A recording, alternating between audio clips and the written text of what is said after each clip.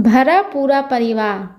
Retirement के बाद देव सिंह का अधिकतर समय घर में ही बीतता था। उम्र के आखिरी पड़ाव में तबीयत कुछ ज़्यादा ही बिगड़ गई तो विदेश में रह रहे बेटे बहू ने देखभाल के लिए नर्स का इंतज़ाम कर दिया। 33 साल की नर्स कोमल सुबह 6 बजे आती और शाम 6 बजे चली जाती। वह बेहद विनम्र और जिंदा दिल महिला थी। उसके पति कुछ साल पहले सड़क दुर्घटना में चल बसे थे। घर में केवल बुजुर्ग सास ससुर और एक 10 साल की बेटी थी। कोमल की देखभाल और दवाइयों के असर से देव जी की तबीयत में सुधार होने लगा। बेटा रोज शाम को वीडियो कॉल करके उनका हाल चाल पूछकर अपना कर्तव्य निभा लेता था। जैसे जैसे देव जी की तबीयत में सुधार आ रहा था वैसे वैसे वो मन ही मन उदास भी हो रहे थे। इसकी वजह थी स्वस्थ होने के बाद फिर उसी अकेलापन को झेलना। देव चाहते थे कोमल उनके पास रहे, लेकिन वह नर्स नहीं होममेड थी। उसके जाने के ख्याल भर से बुढ़ापे का अकेलापन उनकी बेचैनी को बढ़ा देता।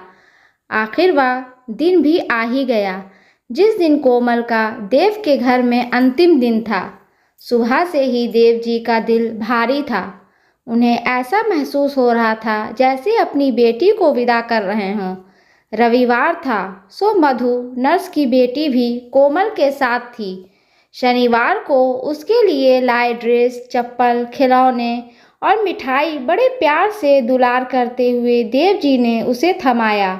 मधु झिझकी और अपनी मम्मी की तरफ देखा।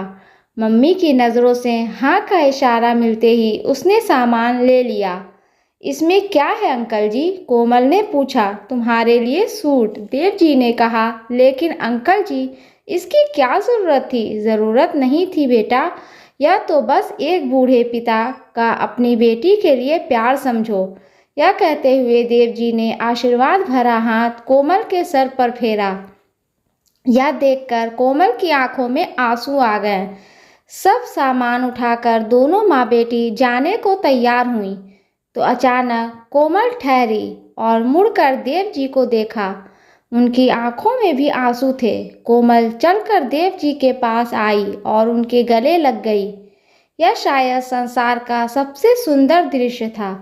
कोमल ने अपने पर्स से अपना कार्ड निकाला और देव जी को देते हुए कहा, अंकल जी, बीमार वृद्धों की देखभाल करना मेरी जॉब है।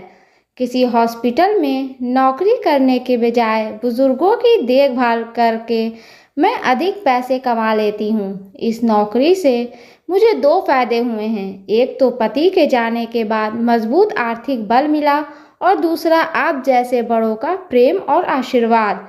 जितने भी अकेले वृद्धों की मैंने देखभाल की है उनसे पारिवारिक रिश्ते बन गए हैं। सभी सुबह अपने अपने ज़रूरी काम निपटाकर मेरे घर आ जाते हैं और आपस में खूब हंसी मजाक बातें करके पूरा दिन बिताकर शाम को चले जाते हैं। इस तरह सभी अकेले बुजुर्ग आपस में अपने सुख दुख बांटकर अपना भरा पूरा परिवार बनाए हुए हैं। क्या आप भी इस परिवार का हिस्सा बनेंगे? देव जी ने कार्ड हाथ में लिया और फिर से कोमल को जी भर कर आशीर्वाद देते हुए कहा, अब मुझे लग रहा है जब तक मेरी जिंदगी है तब तक मुझे अकेले नहीं रहना पड़ेगा। मधु ने इठलाते हुए कहा, मैं किसी को अकेला नहीं छोड़ती। सब हंस पड़े। दोस्तों, अगर ये स्टोरी आपको अच्छी लगे तो प्लीज़ इसे लाइक करें, शेयर करें एंड सब्सक्राइब करें। और इस स्टोरी के बारे में आपकी क्या राय है हमें कमेंट बॉक्स में ज़रूर बताएं। और हाँ, बेल आइकन को प्रेस करना ना भूलें क्योंकि ऐसे ही आने वाली स्टोरी आप तक सबसे पहले पहुंचती रहेगी। धन्यवाद।